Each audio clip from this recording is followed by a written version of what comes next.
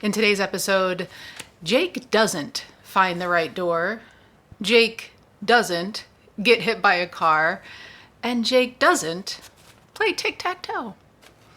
Welcome back to Dark Tower YouTube. My name is Michelle McEwen. I am your host, and here on Dark Tower YouTube, we're taking a deep psychological dive into the magic, the mystery, and the metaphysics of Stephen King's magnum opus, The Dark Tower. So glad to be back here with you, my friends, and continuing our deep dive into the wastelands. We're going to cover chapters 4 through 12 of Key and Rose in book 1, Jake in book 3 of the Dark Tower series, The Wastelands. I don't think I'm going to get further than that. It's hard to say based on a lot of things. So just read the bottom notes and I'll tell you where I actually stopped. Last we left Jake, he was in the Piper School freaking out over his final essay, and he was like, that's it, I'm getting out of here. Leaves the essay on the desk, which he regretted, but can't go back for it because he said he was going to the bathroom. Goes out the door, which he is thinking that these doors are going to lead him back to Roland's world, but alas, so far no luck there. And we're told that he never sees Miss Avery's classroom again. So drama starting to ratchet up a little bit. We're going to pick up right where we left Jake, walking through the halls of the Piper School, continuing to be obsessed by the doors. He's opening several doors, very sure that this time it's going to open onto Roland's world. He's greatly disappointed each time. He finally does get to the door that leaves the school, though, and he's thinking about being truant, his crazy essay, and how everyone's gonna know now that he is insane. King writes, "They'll read it and they'll think I'm crazy. Phoo. Sure they will. Of course. Because I am." Then another voice spoke. It was, he thought, the voice of the man with the bombardier's eyes. The man who wore the 2 big guns slung low on his hips. The voice was cold, but not without comfort. "No, Jake," Roland said. "You're not crazy. You're lost and scared, but you're not crazy and need fear neither your shadow in the morning striding behind you, nor your shadow at evening rising to meet you. You have to find your way back home, that's all." "But where do I go?" Jake whispered. He stood on the sidewalk of 56th Street between Park and Madison, watching the traffic bolt past. A city bus snored by, laying a thin trail of acrid blue diesel smoke. "Where do I go? Where's the fucking door?"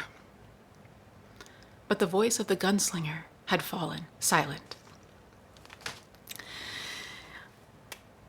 The verbs that Stephen King uses in this particular section of the book are amazing. I'm not going to pull out every one, but we have the traffic bolting past. We have the city bus snoring by, and it's later on we'll get the Cadillac floats by. So just, he's such a good writer.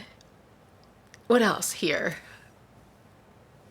That idea of hearing another voice in your mind, we're very familiar with that in this series already. Coming back to that again with Jake, hearing Roland's voice in his mind. And this sounds the way that Roland talks. So this is very interesting because Jake has no super conscious memory of Roland. He will get the idea that he's remembering back in time in another life, But I don't know. I mean, I guess it's just to say that the way that Roland talks is very evident here, and it's very strong in this voice that is, it's not Roland so far as we can tell, like we've said with the other voices that other characters hear, but really taking on Roland's personality, persona, dialect. And Roland is here talking about the shadow in the morning striding behind you. This feels so biblical to me. Did y'all kind of get that sense? It feels very like Stephen King mashed up some of the Psalms and made it into a Rolandism here. So Psalm 91 says, "Thou shalt not be afraid for the terror by night, nor for the arrow that flieth by day, nor for the pestilence that walketh in darkness, nor for the destruction that wasteth at noonday." And then we have, I feel like, shades of Psalm 23 coming through as well. And Psalm 23 is "The Lord is my shepherd," if you're familiar with Psalms. Or if you're familiar with King's other magnum opus, which is The Stand, where Psalm 23 runs throughout that novel. And this is where we get that famous line, "Yea, though I walk through the valley of the shadow of death, I will fear no evil." So those two Psalms kind of mashed up into, you need fear neither your shadow in the morning striding behind you, nor your shadow at evening rising to meet you. Feels very biblical to me. Maybe it is that way in Roland's Bible, or maybe that's just something that the people of Gilead said, but I love it, and it does have that religious tinge to it, which is why I'm bringing it up. What else are we pulling out of here? I think Jake saying, "Where's the fucking door?" That's a very grown-up response to all of this. So this is, I think we're told he was 11, and he's losing his innocence through this bout of insanity. And so I just feel like his cursing there is showing us that this is taking a toll on this child who's going through a transformation already. We'll see where it leads him, but he's having to grow up pretty quickly under the pressure of the circumstances. He begins to walk east towards the river, hoping to find something. He doesn't know what. King now is going to flash us back to the day that this all started, the day that he had this rift in his mind, the day that he, back in the Gunslinger, did get hit by a car. In the Wastelands now, he's not going to get hit by a car because of Roland's intervention in the drawing of the three, where he took Jack Mort, the pusher, out of the picture. So King starts us off with Jake that morning and starts a countdown timer. The clock is ticking. This is all very captivating. Didn't you find it weren't you just super enthralled and engaged in what was going on here, even though we know that nothing's going to happen? It's incredible. We're leading up to this moment of non-impact where the clock is counting down. And when Jake is within about 3 minutes of the end of his life, or what he remembers on one level, King writes, "And now, with just over 3 minutes left in his ordinary life, Jake Chambers walked beneath the unseen umbrella of that force which Roland called Ka-Tet. An odd, uneasy feeling began to creep over him. At first, he thought it was a feeling of being watched. And then he realized it wasn't that at all. Or not precisely that.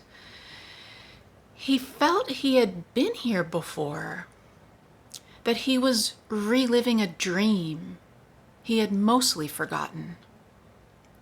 He waited for the feeling to pass, But it didn't. It grew stronger and now began to mix with a sensation he reluctantly recognized as terror.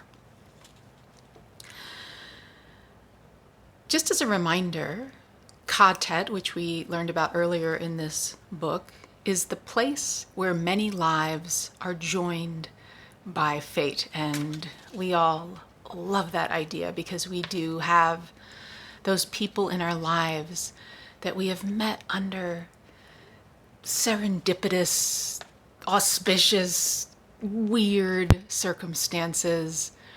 And when we met those people, we knew something big is happening. And maybe it's just short term or maybe it's long, but we all have those people and those events in our lives. So we get it. We understand what Ka-tet means.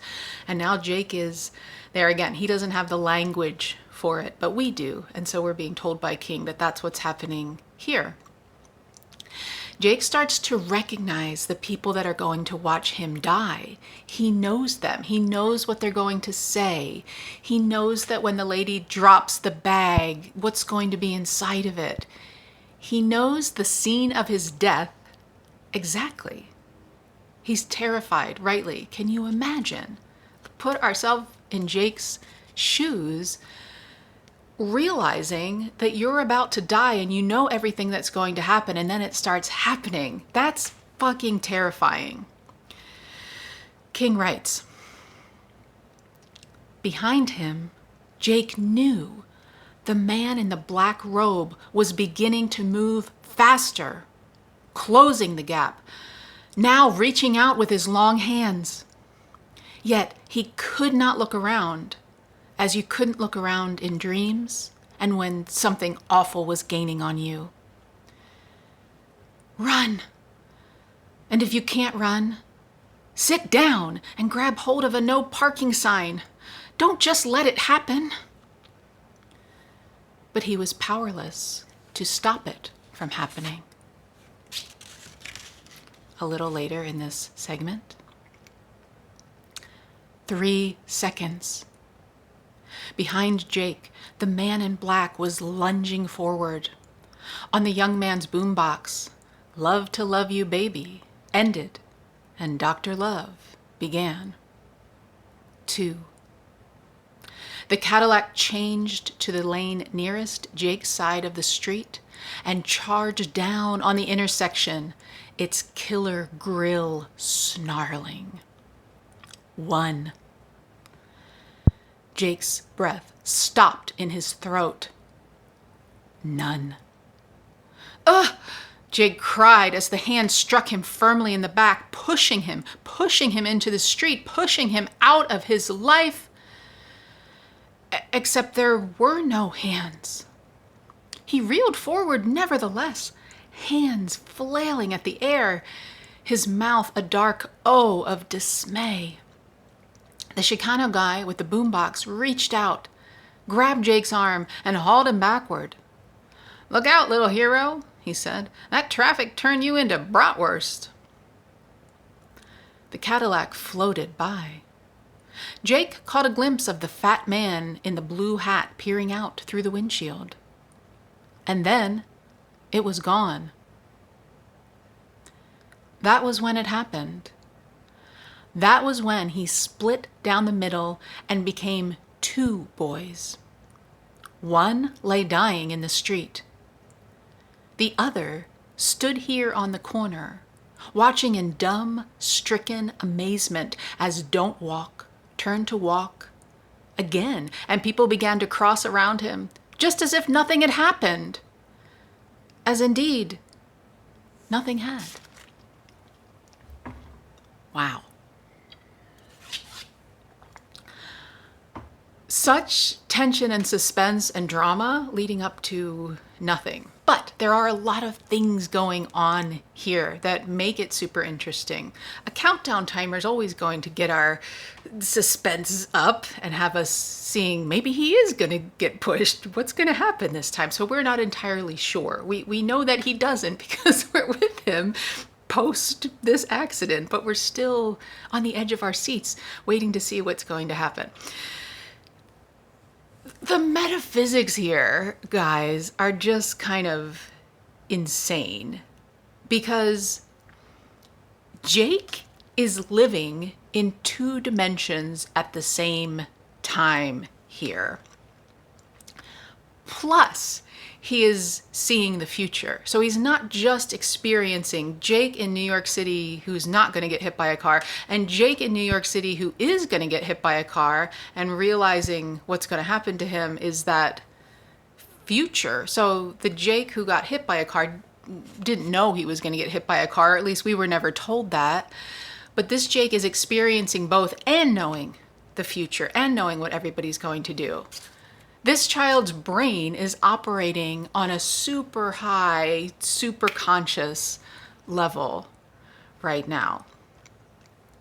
Highlighting once again just how special this little boy really is. Who would win in the throwdown? Danny Torrance or Jake Chambers? I'm gonna have to put my money on Jake, to be honest. I think he's got a leg up on Danny in the way that he's able to operate.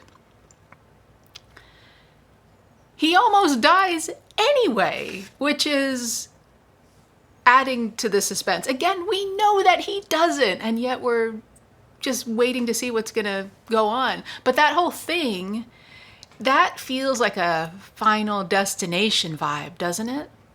Where he was supposed to die there, and everything going on around him, he senses that death that was looming in front of him that he thinks is going to happen. And when it doesn't happen, it almost does anyway, because he's going to trip and fall into the street, imagining those hands pushing him. Or maybe it's that other version of him in another dimension feeling those hands, because both are him.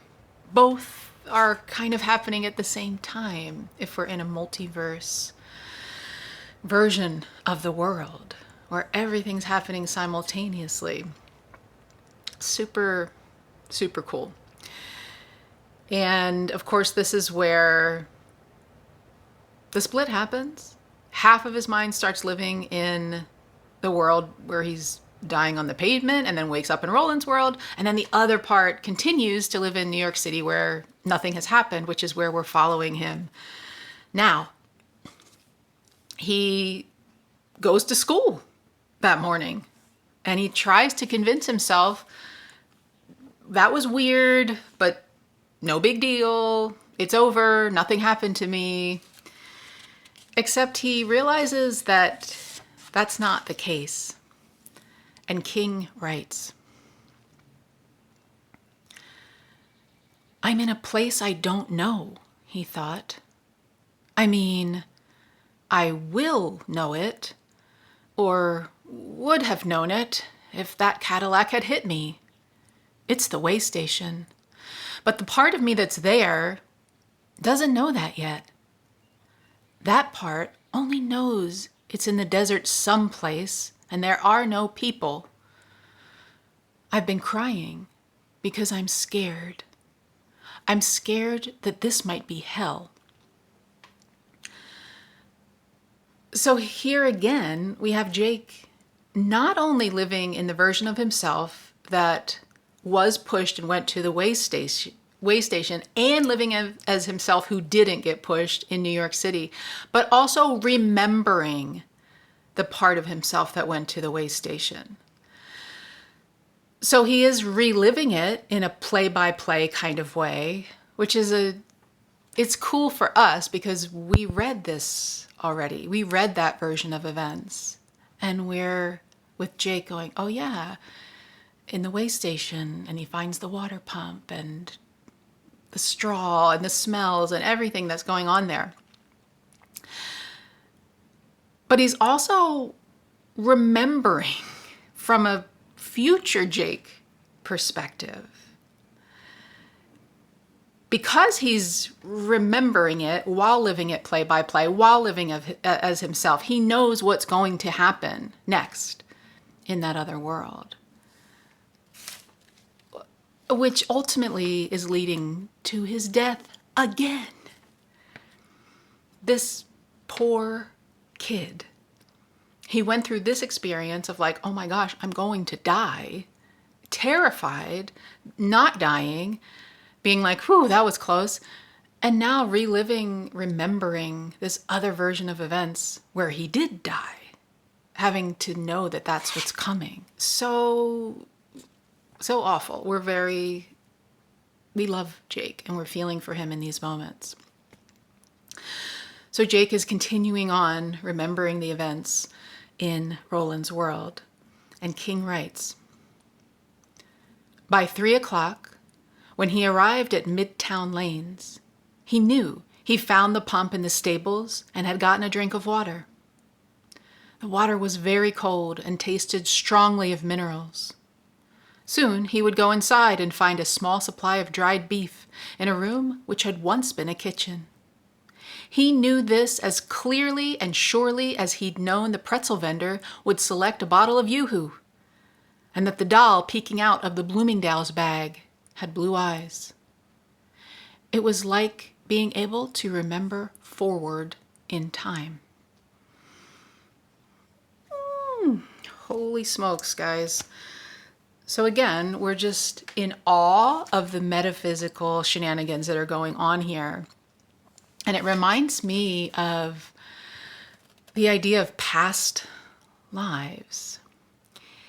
You've heard of past lives. If you're listening to this channel, you're probably into it. And maybe you've had a past life regression experience where someone hypnotizes you and asks you to remember what was going on in your past lives. This is a fascinating area of discussion. There's a Dr. Brian Weiss, who was kind of one of the bigger names in Western civilization in the 20th century, who was talking about these things. He was just a regular old psychotherapist helping people with their problems. He is a doctor. And one of his patients, while talking to him in this like relaxed kind of flowing flow state stream of consciousness started talking about weird stuff. And he realized that it sounded like a totally different life that this woman was talking about. And instead of being like dismissing it or not paying any attention to it, focusing on what's the problem right here and now, he started to explore that with this woman and found that she could remember multiple past lives. And he used what happened in those past lives to help fix her problem in this life, because people from past lives were showing up in her life. She knew that her boyfriend in this life that he's trying to help her with in a past life had murdered her. And he's like, get away from that guy. Anyway, really, really fascinating books, easy to read. I think the first one maybe is called Many Lives, Many Masters. Don't quote me on that because I didn't look it up beforehand, but really, really cool stuff. Anyway, so that's a whole area of mystery, magic, metaphysics. There are a lot of people who study consciousness and talk about how, yes, we appreciate the idea of the past life, but really, time doesn't exist in consciousness. It's always right here and right now. And so perhaps what we are remembering as a past life is just another version of us right here and right now in another dimension. It's another dimensional life, not a past life, but another dimensional life that we can access to tell us something about what's going on in our life now and maybe help us with any issues that we're having. Pretty cool, right? And I mean, this is metaphysics. You can't super prove any of this, but read some of the accounts of past life experiences and little kids that are able to remember their past lives with incredible detail, things that they could never have known, speaking foreign languages. I mean, after you read enough of those, I think you have to think there's something here to it. Anyway, all of that I was thinking about with Jake and feeling like this is kind of like a past life where he can remember what happened in this past life of his, except it's really another dimensional life of his that's happening at the same time. So that idea of here and now, you are everything, everywhere, all at once, and you can just access memories from different versions of you. What do you think? Not super here nor there, and I don't think that's what King is trying to get into here, but it is what's happening on some level. And again, just mind-blowing when we think about the consciousness aspects of that experience of remembering another version of yourself that has died. If you're into this, go check out Brian Weiss. Go have a past life regression session. Maybe not for the faint of heart. All right, so where are we? Okay, so he's continuing through his day like this. He gets home, he's going to get a snack, and he realizes that the pantry door is the entry point back into this life with Roland. So this is the origination story of his obsession with the doors. That doesn't happen, of course, but that's where all of this starts, and he starts doubling down on his certainty that there is a door. If he can only find it, that's what needs to happen for him to be saved, healed, whole again. That night, Jake is arguing in his mind. He's arguing with himself about being alive or dead. We're familiar with this. We know this from Roland's perspective of there was a boy, there wasn't a boy. So there's parallel between what's going on with Jake and Roland here, and breaking his brain because both of those things are true or seemingly true at the same time, which is not possible in the here and now linear experience of time. All of this does or should kind of be itching our dark tower brains, because what we've heard about the tower is that it's a nexus point in space-time, and that these forces are kind of coalescing there, revolving around space, time, size. So it's a good fit to have somebody being a little wobbly in space-time and not being able to get their footing.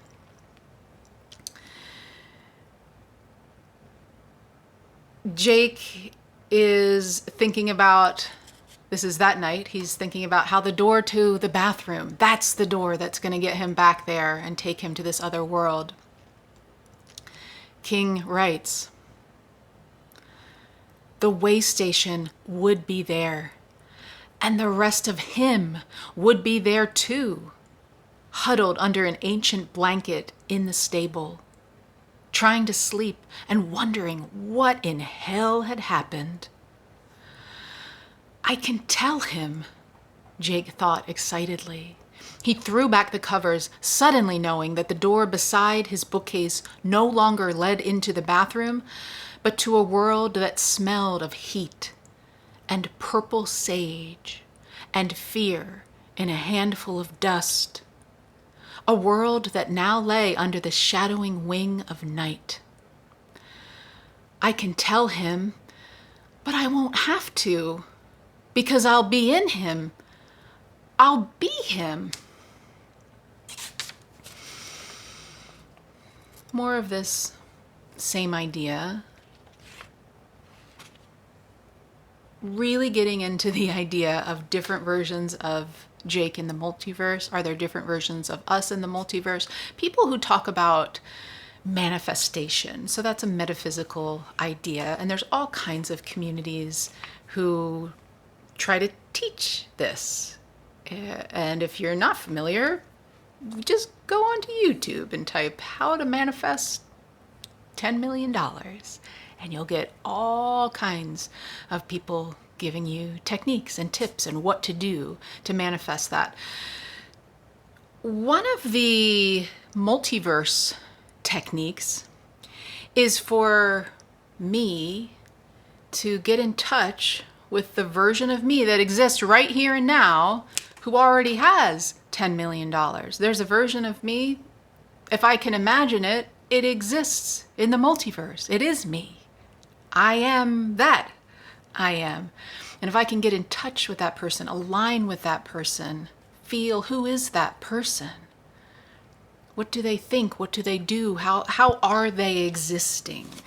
And that is me. I am that I am. Can I align with that? And if I can, there should be an unfolding of $10 million.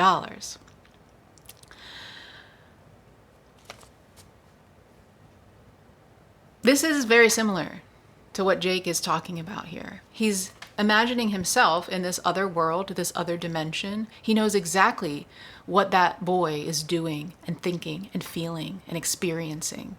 He knows it because it is him. And he's saying, I just need to become that. If I become that, because he's like, I'll tell him, no, I'll be him. And now his manifestation is able to unfold. So I feel like we're really kind of touching on a lot of ideas there. The other thing I want to pull out there, first of all, the writing is gorgeous. And the first time I read The Wastelands, I wanted it to be the door every single time, just the way that Jake did. And when he has these beautiful yearnings and language around what he's going to find on the other side of that door, I'm right there with him saying, maybe this is it. Maybe this is it. So King keeping up the suspense here with us. A world that smelled of heat and purple sage and fear in a handful of dust. We're very familiar with that idea at this point in our travels in this story. We've heard that in the Stephen King intro to the book. We heard that in Jake's intro to his final essay. Interesting that Jake does not remember writing that final essay, and he read it once while he was in class trying to figure out what the hell he did, and that's it. And yet, as he's laying in bed, that phrase occurs to him as what's on the other side of that door. So a powerful line from a poem, a powerful image for him that is subconsciously very present and showing up in his desires. Of course, it's not the door. We continue on with Jake, and we learn that he had hoped that these memories will stop. He knows he's going to get to the point where Roland lets him fall, and then he thinks, we'll be done with this. I'll be dead there, all done. But that doesn't happen. In fact, they just start to play themselves over again.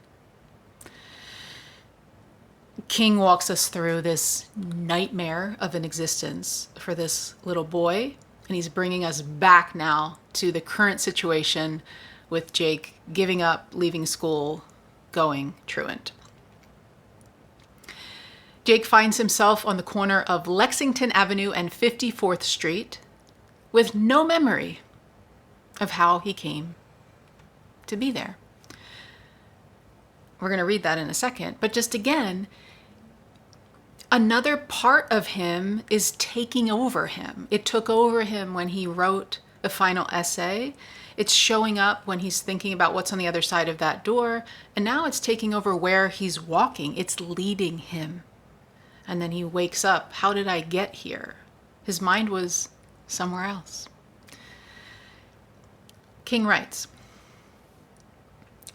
down the street, two businessmen in expensive, well-cut suits were standing at a board wall which had been erected around a construction site. They were laughing and passing something back and forth. Jake walked in their direction, curious, and as he drew closer, he saw that the two businessmen were playing tic-tac-toe on the wall, using an expensive mark-cross pen to draw the grids and make the X's and O's. Jake thought this was a complete gas. As he approached, one of them made an O in the upper right-hand corner of the grid and then slashed the diagonal line through the middle. "Skunked again," his friend said. Then this man, who looked like a high-powered executive or lawyer or big-time stockbroker, took the mark-cross pen and drew another grid. They invite Jake to play. We learn that they've been friends for a long time, and the one guy's like, "I've been beating Billy since we were in the 5th grade at this game. Do you want to play?" And Jake's like, "No, I got stuff to do." The whole thing's a little odd. I can't help but think about the riddles that we were talking about in the last episode, and how Miss Avery is telling us one must ask certain questions, and every good novel is full of riddles and puzzles and questions. Why did Stephen King put this in here? I want to hear from y'all. I've got some ideas that I'm going to share with you, but I want to know what you think. Did you find this it's an odd, very specific scene. First, which probably doesn't have too much to do with anything, although everything has something to do with everything, but if these are very high-powered men making lots of money, why are they playing tic-tac-toe? And how stupid do you have to be to keep losing at tic-tac-toe? We have encountered this idea before. If you remember, back in the drawing of the 3, O'Meara, the cop at the end, who was one of the two that unfortunately got wrapped up into Roland in Jack Mort's body as blue suit to these men, just fucking up their day royally and their careers. We had him telling us about an experience that reminded him of interacting with Roland. I'm going to take us back there. And this is from the drawing of the 3. King writes, and this is O'Meara remembering the tic-tac-toe experience. Years later, there was a brief moment of epiphany where O'Meara took his 2 sons to the Museum of Science in Boston. They had a machine there, a computer, that played tic-tac-toe. And unless you put your X in the middle square on your first move, the machine fucked you over every time. But there was always a pause as it checked its memory for all possible gambits. He and his boys had been fascinated. But there was something spooky about it. And then he remembered Blue Suit. He remembered because Blue Suit had that same fucking habit. Talking to him had been like talking to a robot. So, tic-tac-toe, mentioned in drawing of the 3. Here it is again. Second mention in the series. And if you've ever played tic-tac-toe, you put your mark in the middle and then you win. It's just that easy. So a little odd that they're the one man's having such a hard time beating his friend. Another thing I'm noticing, these men are playing hooky too. So just that escape from the confines of our normal lives out into some sort of freedom. That is another thing that's happening here. I asked my very smart Dark Tower friend Ash, that you see doing episodes with me here from time to time, what did she think about this? And so I'm going to attribute this to her, which I think is probably the best idea of the riddle here. What is the symbolism here? And these men are playing tic-tac-toe with a mark cross pen. So I have no idea. Like, I would never spend more than $5 on a pen, probably. Do y'all use like $5,000 pens or whatever these things are? Are they that good, really? Anyway, it is like this very high quality, high priced thing that they're playing this stupid game with. Like the most basic game you've ever seen. And they're using a mark cross pen to do it. So this idea of Jake being the mark cross pen in a world right now where he cannot fully live to his potential, to his worth, to his value. We see how smart, we saw this in the Gunslinger, how smart, resourceful, with it, loyal. He's amazing. And then now that psychic ability is mind-blowing when you stop to think about what's actually happening with him, and the channeling and living in multiple versions of reality at the same time and remembering forward into the future. What an amazing kid. Unmatched. Could beat Danny Torrance in the throwdown. I'll fight you on that. He's the Mark Cross pen. And he's living in New York City, going to the Piper School, where they're just, yeah, it's an expensive school, but it's a school and they're doing school stuff and they call it fancy names, but we're all familiar. They're going to the cafeteria, they're going to the bathroom, they're taking French, they're writing My Understanding of Truth in their English class. So the idea that this is not a good fit, it doesn't make a lot of sense. We could be using that Mark Cross pen to draw up amazing, we could be writing amazing literature or drawing architectural plans or casting magical spells. And so this possibility of Jake being able to do the same thing. And that kind of parallels the idea of these businessmen, these very seemingly smart with it people playing tic-tac-toe. It's not a good fit. So that's what I think of this scene. Did you have any other thoughts about it?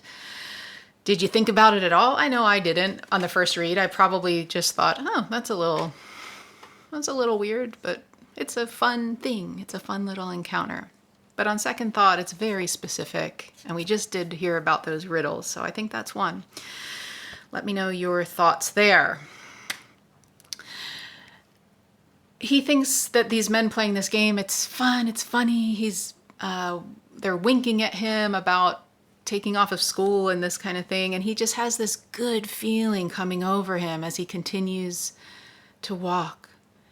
And he realizes that the voices have stopped. They're quiet. Momentarily, there are no voices.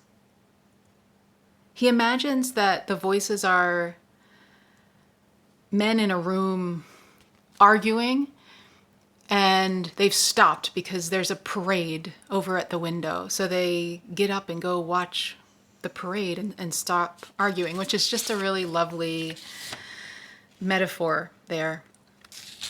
And King writes, the voices were still. The question was, what was the parade which had temporarily diverted their attention? Was it just the uncommon beauty of this spring morning? Jake didn't think that was all. He didn't think so because that sensation of knowing was creeping over him and through him again. The one which had taken possession of him 3 weeks ago as he approached the corner of 5th and 46th. But on May 9th, it had been a feeling of impending doom. Today, it was a feeling of radiance, a sense of goodness and anticipation. It was as if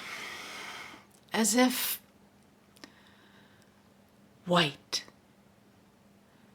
This was the word that came to him, and it clanged in his mind with clear and unquestionable rightness. "It's the white," he exclaimed aloud. "The coming of the white." He walked down 54th Street, and as he reached the corner of 2nd and 54th, he once more passed under the umbrella of Ka Tet. The feeling of knowing.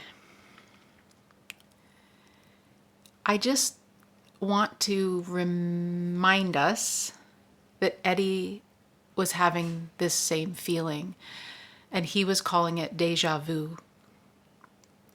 But this feels like a very similar thing. Jake doesn't use that language, but Eddie looking at the tree and knowing that this is special, that there is something there for him to carve. He knows it without a doubt. Jake is having that same thing happening to him. We're glad to hear that it's a good feeling this time and not a sense of impending doom, which was something that, it was something that we heard about with Eddie as well, that exact language. Now, that wasn't in my notes because I just realized it, but remember, we talked about that feeling of impending doom, and I told you about how as a nurse, we're supposed to pay attention to that language, those words, when somebody uses them. So I caught it here. I didn't catch it when I was writing my notes. That's why I had a brain fart there. Same language, though. So, Eddie and Jake have some similarities going on, which we've been pulling out. There is another one. Same idea, description of the feeling that Eddie had with the Dark Tower when it started to go bad with the black smoke monster. And with Jake when he was feeling like he was going to get pushed in front of the car. In Jake's case, he was going to die. So that feeling of impending doom, like I talked about in the healthcare world, people who have that feeling are something bad's going to happen to them. We better get the crash cart ready. So Eddie having that feeling, not great. What does it mean? Nothing happened to him. But he had that feeling. So we pay attention to these things here on Dark Tower YouTube. Anyway, the white. The coming of the white. I'm excited for that. That feels big. That feels good. That feels like I want to be on Team White. We're going to the Dark Tower. Is the Dark Tower the coming of the white? I don't know, but we have that interplay here. Not directly in this paragraph, but we did have that theme with Jake and Roland back in the Gunslinger. Remember that?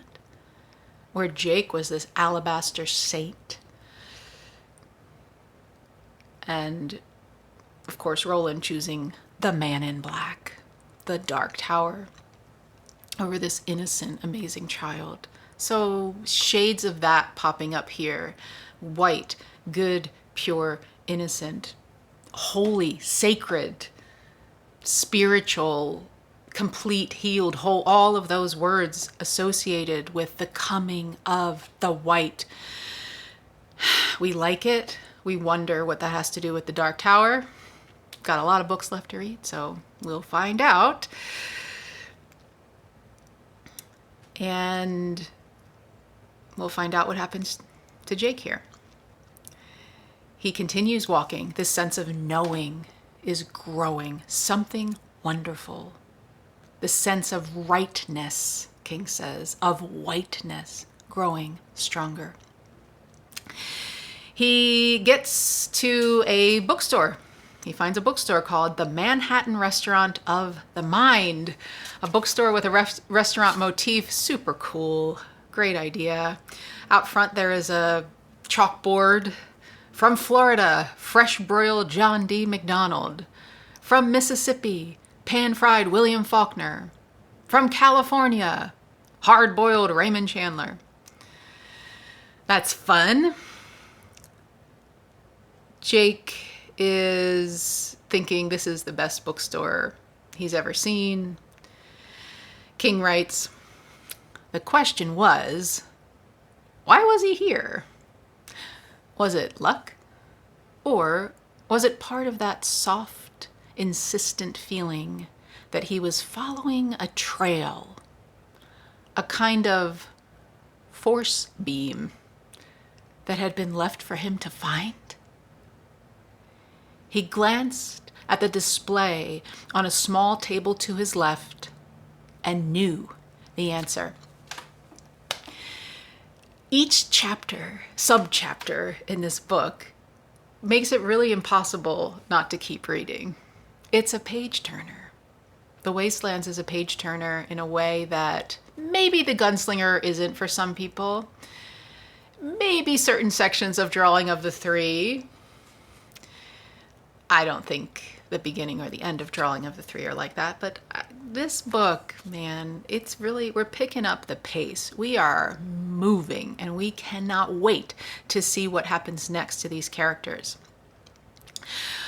Okay, a few things here, and we are gonna stop at the end of chapter 12 because we're almost at an hour, and he goes into the bookstore, and you wouldn't think I would have that much to say about what's happening with all the name drops of the authors. I'm not going to spoil it if you haven't read that far, but it's going to be a lot, so stay tuned for that next time. We've gotten a lot of books. We're getting more here. So I just want us all to mark that. Already in the Wastelands, we're talking about Shardik, we're talking about The Lord of the Flies, we're talking about Catch-22, Susanna with the Bridge of San Luis Rey. I can't remember the other ones off the top of my head, but we've got some novels happening here. And here's more novels. We're in a bookstore. And this is not a spoiler, but in the bookstore, Jake sees particular titles. The Hobbit, Tom Sawyer, Alice in Wonderland. We read this and we just are like, oh yeah, it's a bookstore. So he sees books. He doesn't just see books. He sees very specific books that Stephen King told us that he's seeing. Stephen King handpicked those books, those titles. John D. McDonald, William Faulkner, Raymond Chandler. This is a conversation that we're going to have way on down the line, but we're paying attention to it already here. There are a lot of references to stories and books in the Wastelands. I think that's it. That's it. We're going to stop there. Next time we come back, we're going to go into the bookstore and see what happens in there. What did I miss? Tell me if you're loving this whole section completely dedicated to Jake. Completely dedicated to what he's got going on, what he's thinking, feeling. We haven't heard about Roland and Eddie and Susanna in quite some time. And I'm hooked. I'm fascinated. I'm entirely enmeshed in Jake's world, and I'm rooting for him and on his side and just captivated and can't wait to see what happens next with him. I love it so much. Thank you for listening. Thank you for commenting. Thanks for subscribing and liking and all the YouTube things that help more people see this channel when they go looking for Dark Tower stuff. I had a really good time. Can't wait to be back with you again real soon. Until we meet again, my Dark Tower friends, may you have long days and pleasant nights.